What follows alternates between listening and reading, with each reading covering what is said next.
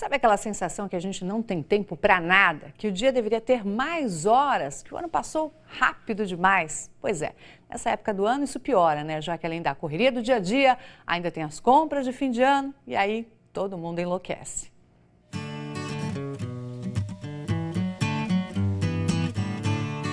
A vida da Kelly é aquela correria. Todos os dias ela se desdobra aqui na lanchonete, onde serve doces e salgados para os clientes. Mas quando ela fecha as portas do comércio, o trabalho continua.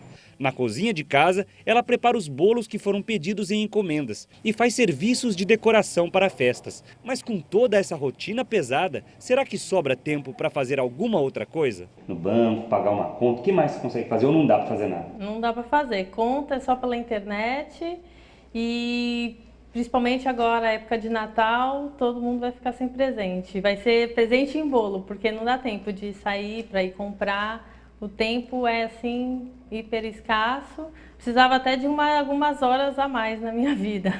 24 horas não é suficiente? Não é suficiente, tinha que ter pelo menos umas 30 horas. Nesta época do ano, o comércio fica assim, de portas abertas, justamente para atender aquele pessoal que não tem tempo de comprar nada ao longo do dia. Parece que desde que a gente acorda, travamos uma batalha constante contra os ponteiros do relógio.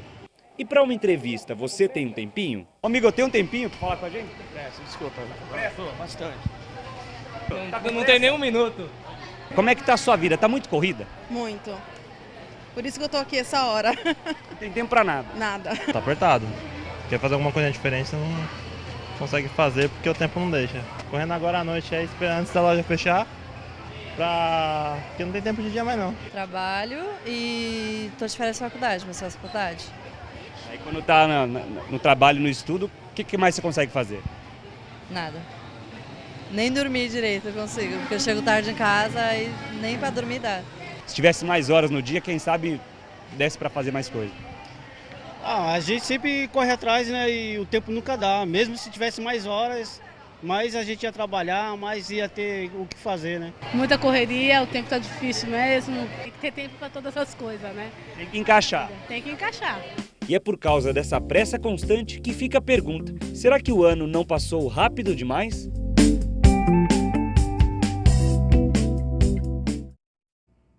Será que existe uma fórmula para a gente administrar melhor nosso tempo? Para que os dias sejam produtivos e que ao final deles a gente sinta que realizou, que fez, que avançou, né?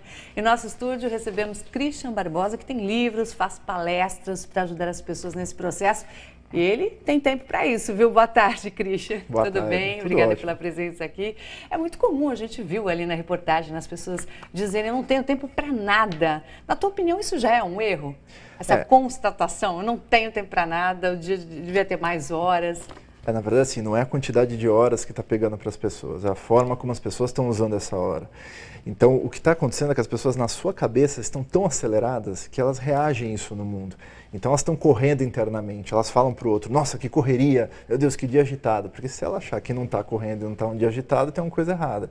Então, ela tem que mudar primeiro internamente a forma como ela está reagindo às suas demandas. E ela vai ver que dá para ter tempo sim, se colocando na velocidade certa e não correndo que as pessoas fazem por aí. E, Christian, como é que ela faz isso então? Trabalhar dentro dela essa questão do tempo. Qual é o primeiro passo para isso? O primeiro passo é a pessoa entender que ela precisa fazer algumas mudanças no seu dia a dia.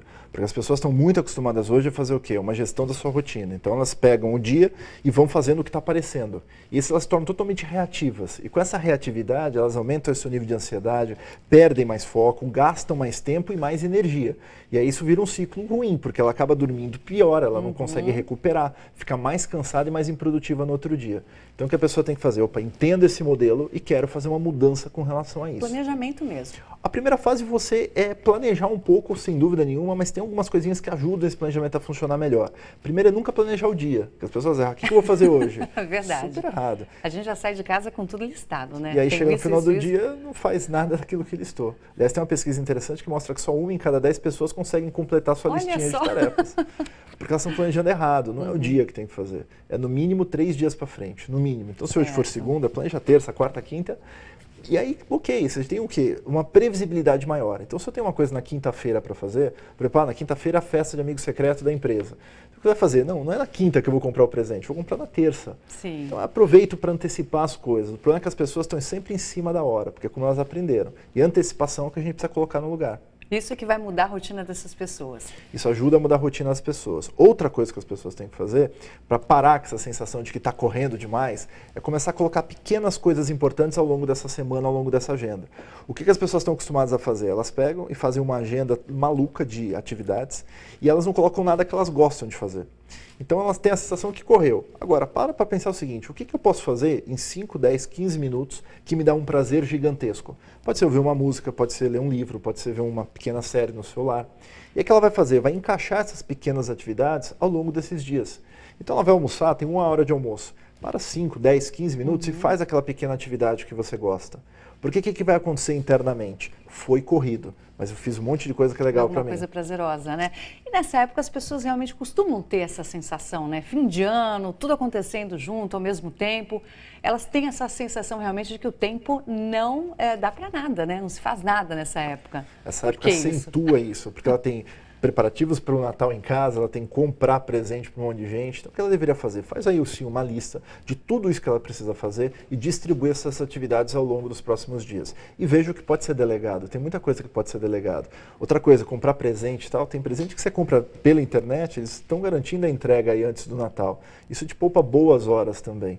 Né? Você às vezes já pode, por exemplo, vai comprar um presente numa loja, liga para a loja, fala, você tem esse negócio? Tem, reserva para mim que eu vou aí e só pago para você. Ou seja, se a gente fizer pequenos passinhos, a gente consegue melhorar o nosso tempo, sem dúvida nenhuma. Agora você citou uma coisa muito interessante, né? Delegar tarefas. Muita gente centraliza muita coisa para ela mesma, né? Depois reclama que não tem tempo para nada. Acontece bastante. As pessoas acham que só elas mesmas conseguem fazer perfeito, né?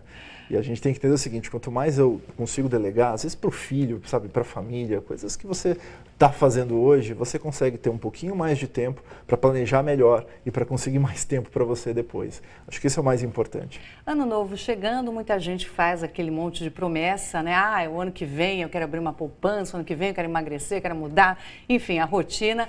Mas esquece que ainda temos aqui um tempinho em 2014, né? Que a pessoa pode se programar. Aliás, esse planejamento de ano novo aí é super famoso. As pessoas fazem seus sonhos e desistem deles na primeira quinzena. É verdade, e causa frustração na pessoa. E ela acha que não funciona. E isso é uma ciência. Produtividade, ação de tempo, realmente é uma forma científica de você atingir mais resultados. Então, uma dica para as pessoas é fazer o quê? Não faz 10 metas para o ano novo. Escolhe 1, 2, mas de um prazo muito curtinho. Então, assim, você pega uma meta para fazer em 2 meses ou em 3 meses, uma coisa muito pontual e não muito longa. Porque ela começa a fazer o quê? Ver aquela coisa acontecendo mais na prática, motiva ela a fazer objetivos maiores. E o mais importante, não adianta falar, ano que vem eu vou falar inglês fluente. Isso não existe. O que eu vou fazer para falar inglês fluente? E faça aí sim uma grande lista de atividades, muito curtinhas, atividades de 15 minutos, 30 minutos, 1 hora, 2 horas estourando. E aí você faz essa planilhona e você aloca isso nos próximos dias aí, que você vai entrar dentro dessas metas. É o 1º de janeiro que você vai começar a falar inglês fluente, põe nos primeiros 10 dias atividades dessa meta. E terminou esses 10 dias de atividades, põe uma atividade que a gente chama de follow-up, ou seja, de fazer uma revisão para os próximos 10 dias. Se ela se planejar a cada 10 dias por esses 3 meses, a coisa começa a acontecer. Christian, para as empresas, como é que o chefe pode otimizar melhor o tempo com os funcionários? Bem, isso é basicamente o que eu mais faço, né? As pessoas têm que entender que líderes urgentes criam equipes urgentes. E dá para economizar muito tempo e dinheiro dentro das organizações. Por exemplo, só se cortar reuniões você já economiza pra caramba. Sim. A cada 100 funcionários que uma empresa tem, ela desperdiça R$500 milhão no ano, no mínimo, com reuniões inúteis. Puxa vida. Então, tendo métodos diferentes para organizar as atividades das pessoas, definindo prioridades mais claras, entendendo quando que deve ser cortada as reuniões, a empresa consegue economizar em torno de 20 horas por mês de cada funcionário. Aquela questão da jornada, né, regrada, isso também não funciona. Eu acho que hoje o mundo, a gente está vivendo um mundo de conhecimento, onde cada vez mais as pessoas têm que ser valorizadas pelo resultado que elas geram, e não pelo relógio. Então é muito diferente a pegada hoje. Então a gente tem que estimular com que as pessoas tenham o seu melhor ambiente produtivo para conseguir os melhores resultados.